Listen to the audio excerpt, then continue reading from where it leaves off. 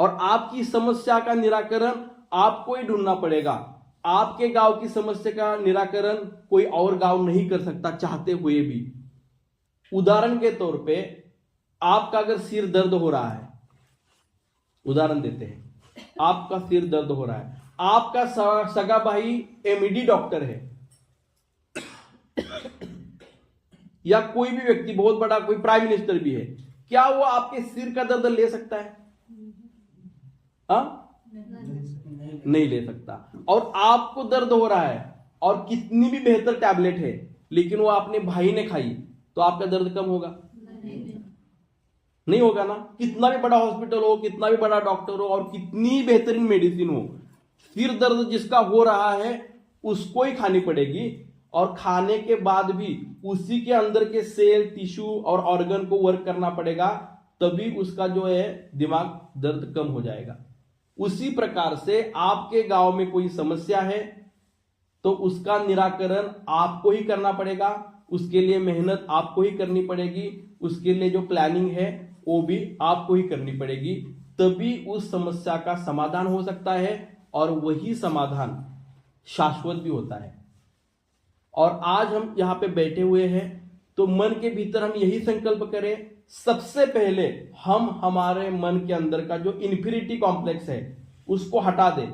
मैं आपको ये बात बता रहा हूं और इसको आप महसूस भी करेंगे कि आने वाले दिनों में जो लोग गांव में रह रहे हैं उनको ही ज्यादा आत्मगौरव महसूस होगा। जो लोग शहरों में रह रहे हैं वो इन्फिनिटी महसूस करेंगे। वो सोचेंगे कि मैंने तो मेरी जड़ छोड़ के, मेरा ओरिजिन छोड़ के मैं तो भागता गया हूं। वही लोग ज्यादा हिम्मतवान हैं, वही लोग ज्यादा अच्छे हैं, वही लोग ज्यादा शूर है कि जो अपने गांव में रह चुके हैं और अपनी जड़ों के साथ जुड़े हुए हैं। आपको आत्मगौरव महसूस करना चाहिए, आपको प्राउड फील होना चाहिए, आप डंके के चोट पे बोलना चाहिए कि मैं गांव में रहता हूं, ये मेरे गांव का नाम है और मैं जड़े से जड़ा हुआ हूं, मैं खेत में काम करता हूं, मैं पूरे दुनिया का पालन पोषण करता हूं। ये विश्वास जब आपके मन में आएगा तो हर चीज आपके लिए आसान हो जाएगी। लेकिन दुर्भाग्यवश हमारे गांव के लोग सबसे पहले मन के भीतर यह मलिनता का भाव लाते हैं, अरे मैं तो गांव में रहता हूं जी, क्या करे, ये तो मैं, हमारा दुर्भाग्य है कि हमें गांव में ही रहना पड़ता है। फलाना का वो देखो, वो रांची में उसने कोठी बनवाई, वहां पे वो सेटल हो गए, उनके बच्चे वहां पढ़ते हैं। ये बात हमारे मन में डाली किसने और इस प्रकार का हीनता का भाव हमारे अंदर क्यों आया?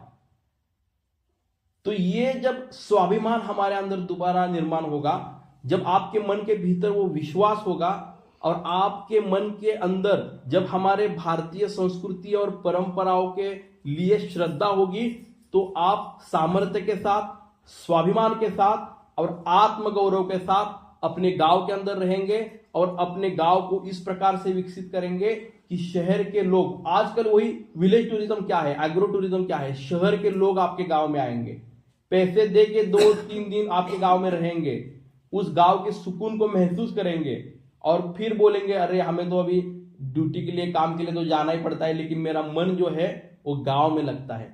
ये बात धीरे धीरे आने वाली है। अलग अलग रिपोर्ट्स आ रहे हैं, शहर के अंदर 10 में से 7 से 8 लोग साइकोलॉजिकल डिसऑर्डर झेल रहे हैं।